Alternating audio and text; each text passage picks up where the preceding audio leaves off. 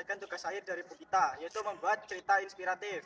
Saya Adi Ridho sebagai moderator, teman saya Akbar Muhammad Haidar sebagai moderator, saya Dimas Giri sebagai moderator dan perancang pertanyaan, saya Kufajar sebagai editor, Saya Abid Fauzan Gustian sebagai kameramen 1. saya Adi Wajo menjadi kameramen 2. Dan saya Gilang Ramadhani menjadi kameramen 3 dan ilustrator. Saya Abul Fiandra sebagai kameramen 4. Assalamualaikum warahmatullahi wabarakatuh. Waalaikumsalam.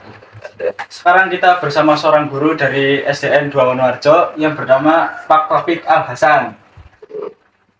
Apakah Bapak sudah siap untuk diwawancarai? Insya Allah. Bolehkah Bapak perkenalkan diri terlebih dahulu? Ya. Nama saya Rafiq Al Hasan. Saya aslinya di sini guru, tapi diberi tugas jadi kepala sekolah. Gitu. Asli saya bukan di sini, tapi saya aslinya dari Dedesari, Kecamatan Rokan. Ya, itu cukup ya. Ya, kita mulai untuk pertanyaan pertama. Boleh. Riwayat pendidikan Bapak. Saya mulai dari madrasah dulu MI. MI-nya itu mulai di SMP, kemudian saya udah selesai. Kemudian kan, terus SMA-nya karena saya dari jurusan agama, maka saya menuju ke madrasah aliyah, madrasah Kebumen, tapi kelasnya ada di Purwosari juga. Nah, habis itu kemudian ikut D2 PGSD Semarang UNES, tapi lokasinya ada di Kebumen. Itu dibiayai dari pemerintah, dibiayai beasiswa seperti itu. Kemudian dari situ saya juga sempat ke D3 Matematika langsung di UNES Semarang, hanya 6 bulan. Nah setelah itu baru pulang ke sini ikut S1 PGSD. Itu ya pendidikan saya. Sampai sekarang beli S1 belum S2. Terus yang kedua sudah berapa lama Bapak bekerja di sini? Oh, di sini baru 1 tahun. Aku di sini tuh baru Maret kemarin, Maret 2023. Sampai aku 1 tahun 2 bulan setelah. Kalau apa yang membuat Bapak nyaman bekerja di pekerjaan ini? Jadi guru, Ya, ya. Jadi guru itu asik ya. Kenapa? Karena tiap hari bisa bersanda sama anak-anak, bisa ngajar, bisa berbagi ilmu, itu asik bagi kami itu. Guru-guru itu asik. Jadi sambil beramal, sambil bersanda, sambil mengamalkan ilmunya, itu bagi guru seperti itu. Terus, apa? lalu kesal Bapak senang menjadi guru. Terus lah. Saya ini orang ceria sih ya. Iya, orang ceria. Jadi kalau tanya keluh kesah itu bingung gitu kan. Yang jelas kalau kita menghadapi anak-anak kan ya mungkin ya keluh kesahnya gitu ya. Ada anak yang nakal, ada yang tidak pintar dan sebagainya. Itu hal biasa, ya gitu hal biasa. Tapi kalau saat-saat tertentu memang ada rasa mengeluh, ya bocah yang bisa-bisa begitu itu kan. Ada sering itu, tapi itu bisa diatasi karena kita memahami anak itu bermacam-macam. Ada yang tinggi, ada yang rendah, sebagainya. Jadi kita kalau tanya keluh kesah ya sebenarnya nggak ada keluh kesahnya. Jadi guru karena asik-asik aja begitu. Ada lagi kan? Ada Pak. Ya, Pak. Adakah seseorang yang membuat Bapak untuk menginspirasi menjadi guru? Oh gitu.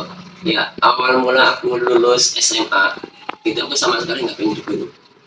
Sama sekali. Kenapa? Waktu itu GTT, ayah saya kan GTT. GTT itu waktu itu kerjanya 1 bulan itu cuma dapat penghasilan 60.000.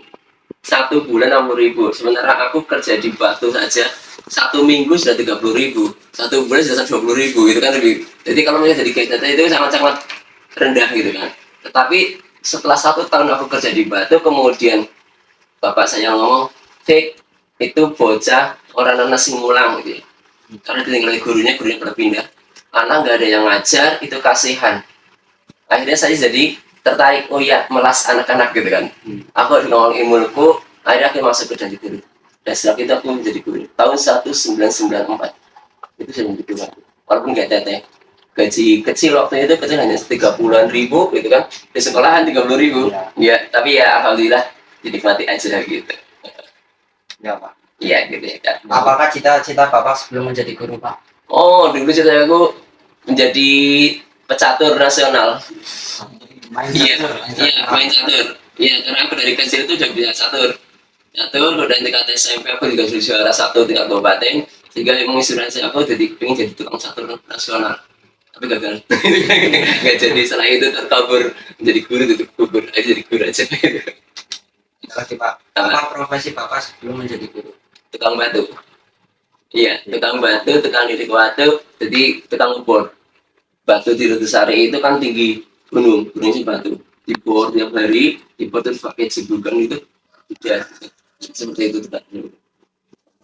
Lagi Pak, bagaimanakah sikap Anda terhadap murid yang melanggar peraturan? Masih itu.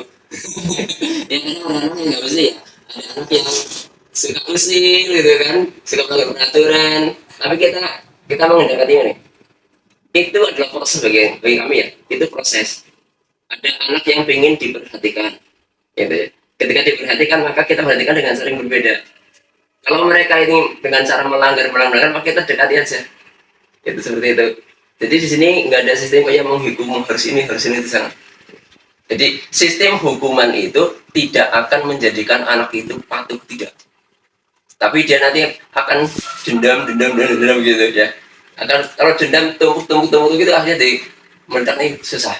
Tapi dengan didekati kenapa seperti ini, kemudian didekati lagi dan diarahkan. Jadi kalau ada anak melanggar hukum kita arahkan. Kalau mereka sudah sadar ya sudah gitu, seperti itu cara menghadapinya kalau di sini gitu. Apa nih? Terus bagaimana kalau sikap kepada anak yang bertalenta? Bertalenta ya, itu beda. Kalau talenta kita arahkan, kita bimbing dia sampai talentanya tingkat tinggi. Misalkan di sini kita cari berapa anak, oh dia itu bisa talent.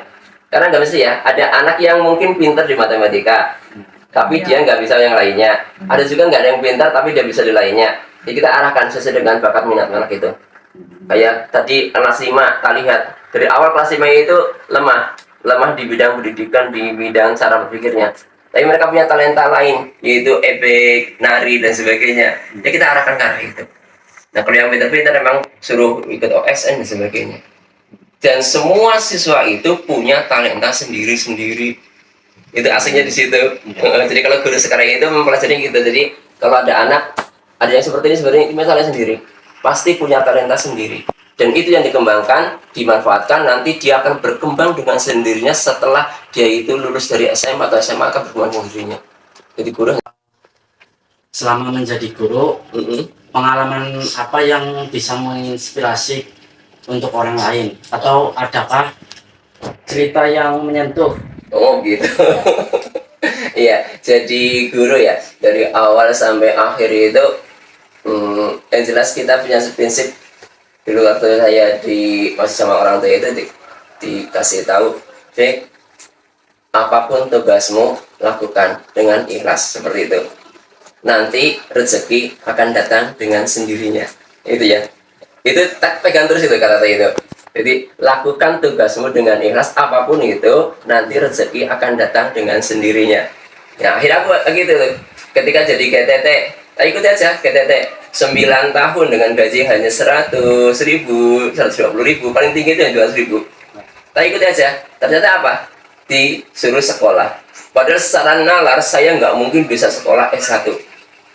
Karena ayah saya nggak punya penghasilan. Penghasilannya GTT itu hanya 200.000 untuk makan aja kurang. Tapi Allah berkehendak lain, gitu kan? Seperti aku bisa kuliah dibiayai pemerintah. Bahkan sampai S1 pun aku dibiayai sama pemerintah. Setelah S1 aku jadi guru, jadi PNS, pegawai negeri, dan disitulah. Jadi ketika kita ikhlas ngurus sesuatu, apapun itu lakukan dengan baik, maka nanti akan datang dengan sendirinya dari Allah. Itu mungkin dari saya. Taufik Al-Hasan yang telah menyempatkan waktunya dan menyampaikan cerita inspiratif.